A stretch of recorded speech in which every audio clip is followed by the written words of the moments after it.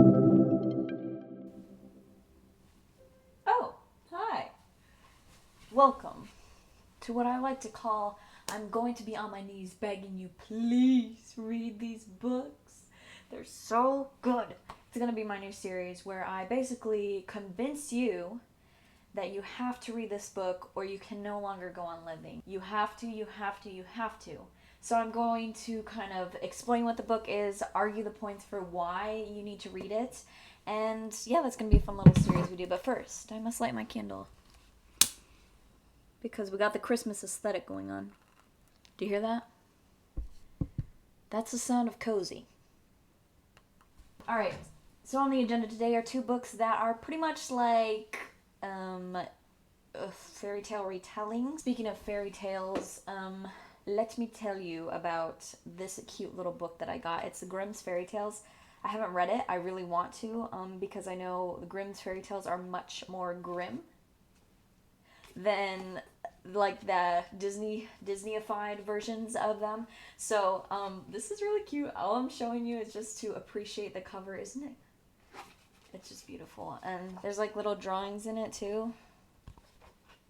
And I love it. So I'm going to read that soon. But anyways, that's kind of the introduction to what this is. It's retellings of fairy tales. It's not necessarily Grimm's fairy tales, although one of the books that I'm going to talk about is. The other are more like stories, mainstream stories that have become movies. They have a big world that everyone knows, very common, and then they were turned into books that kind of differ from how the original story went, and the author took a lot of liberties, but it still takes place in that world.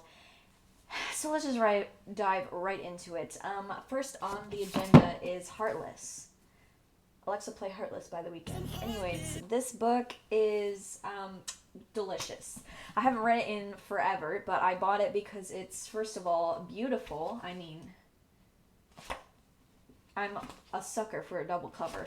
It's a story of the Queen of Hearts, which I actually dressed up for one Halloween, which was fun. Kind of shout out to that outfit slay moment. But it's about the Queen of Hearts and how she loses her heart. Obviously takes place in Wonderland. The character you know is the Queen of Hearts, so eventually she's going to become the mad, insane woman that she is in Alice in Wonderland. But you start off like seeing who she was before that, and you get really connected to her, and it's this tragic love story, and the entire time you're reading, you know it's going to be tragic, you know it's going to hurt when it ends, and then it ends and you're still like, it still catches you by surprise because it was written so well. I just love it so much. I'm always down for a good villain origin story when it's done well, and I think she did this really well because the whole point was it's not she was a bad person, it was that events happened that led to her having to give up her heart. So she's heartless, but she wants to be the Queen of Hearts, and so like all the, Alice in Wonderland ties of her loving hearts, and that makes more sense, and it's really cool, and you see the world and how it works before Alice got there, and kind of like the political movement and how it's set up in that world in Wonderland, and it keeps along with that Wonderland crazy, like, what am I reading right now vibe, and it's just really good. So Heartless by Marissa Meyer, please read it. Please, if you like Alice in Wonderland, if you don't like Alice in Wonderland, read this book. If you enjoy a fantasy series, a tragic love story, romance, it's really good. And I'm actually going to reread it because it's, like I said, it's been a while since I read it. So I'm convincing myself as well. This is to help me as well. Not just you, it's to help me as well. Next. This one is a little bit tricky. I'm not going to lie, because not everyone's going to like it. But I want you to like it. So I'm going to try and convince you to like it. It's called Dorothy Must Die. Yes, I know. I can already hear you now. Why did you take off the cover? I didn't like it. It was ugly. It was gross. And I really like this hardcover cover. I don't normally do this because obviously the book's going to get more ruined. But I bought this on sale at like a book sale. And it's already got like mold and stuff. So I really didn't care. So I just, it's fine. And I think this looked a lot better. It's Dorothy Must Die. So this is actually definitely more of a mature-ish book in the sense that it is more of a horror style theme. And not everyone's going to love that. It is graphic. It is gory. And it's amazing as well. I don't like graphic and gory. I'm not a big horror girl. But this really, I loved it. So basically, the premise of this book is, yes, it takes place in Oz. This is going to be after Dorothy has visited. Dorothy is now this insane tyrant who has used the magic of Oz to become super powerful, super manipulative, evil, disgusting. The magic has twisted her heart into something horrible. She uses all the, Scarecrow, Tin Man, Glinda, all these people as her little minions. They're also all equally evil and disgusting. Our main character is a girl who was in Kansas, gets taken up by a tornado, and basically Oz brings her to stop Dorothy is kind of what's implied. And so it's like it's the Wizard of Oz, but a much more dark turn. And you also, obviously they link together what the old movie was about, and you can see like all the characters and how they've developed. So it doesn't necessarily change the original story. It builds upon it and makes it something much more sinister, and I really like it. And the fun thing about this book is that most of the characters are gray. I mean, the evil ones, because they're magic, they're pretty much fully evil, but the witches and the main character, they are morally gray.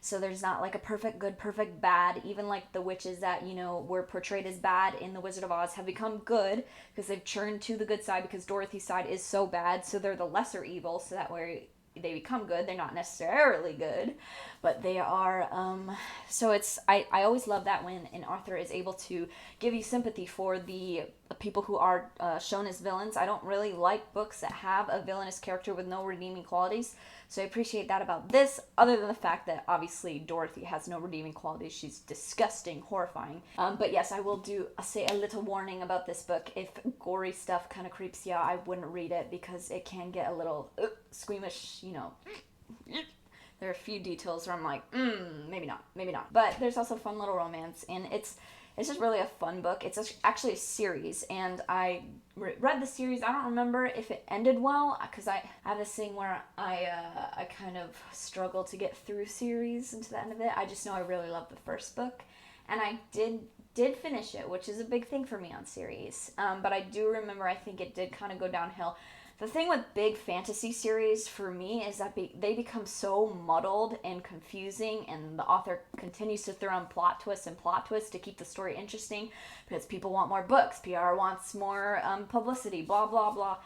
So I think that does happen in this series, but it is overall good, and I would say you could read the whole series and have fun with it. And that is my beg and plead for you to finish this. Now, the next book, I don't have a prop for it. It's on my Kindle, and I don't think you'll be able to really see it if I show you, so I'm going to put a picture up somewhere. It's called Once Upon a Time. This is a series.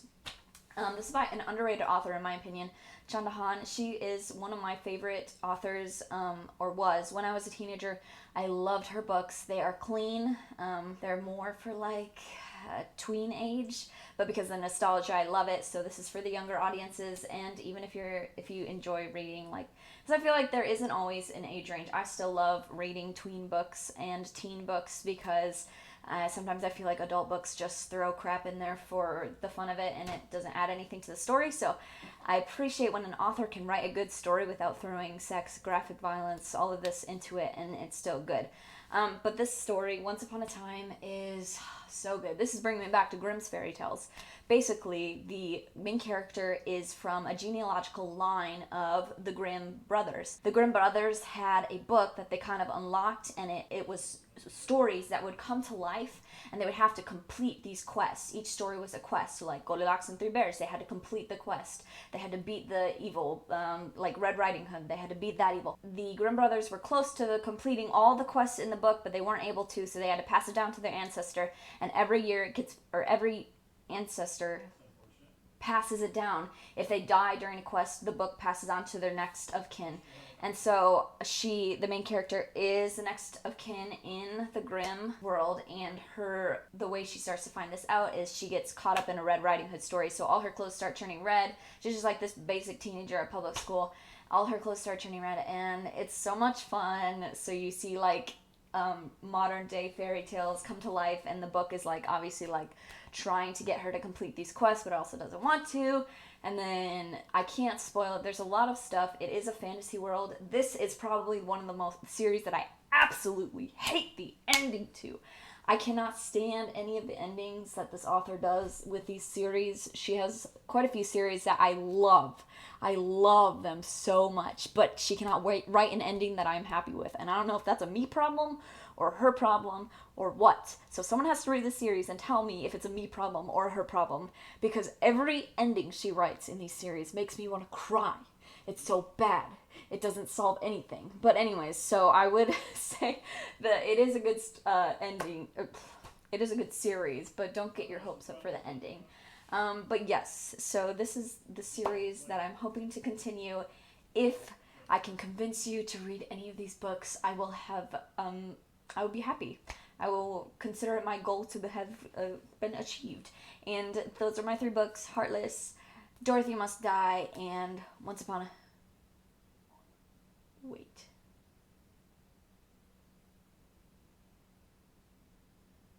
I don't know if it's called Once Upon a Time. Hold on. That is so embarrassing for me, y'all. The series is called Unenchanted.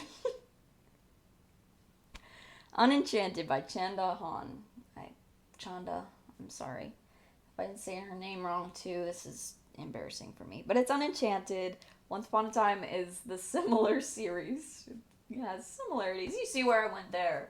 Not that crazy, but Unenchanted, Heartless, and Dorothy Must Die. Let me know if you read one of them. I'll be very happy. Bye.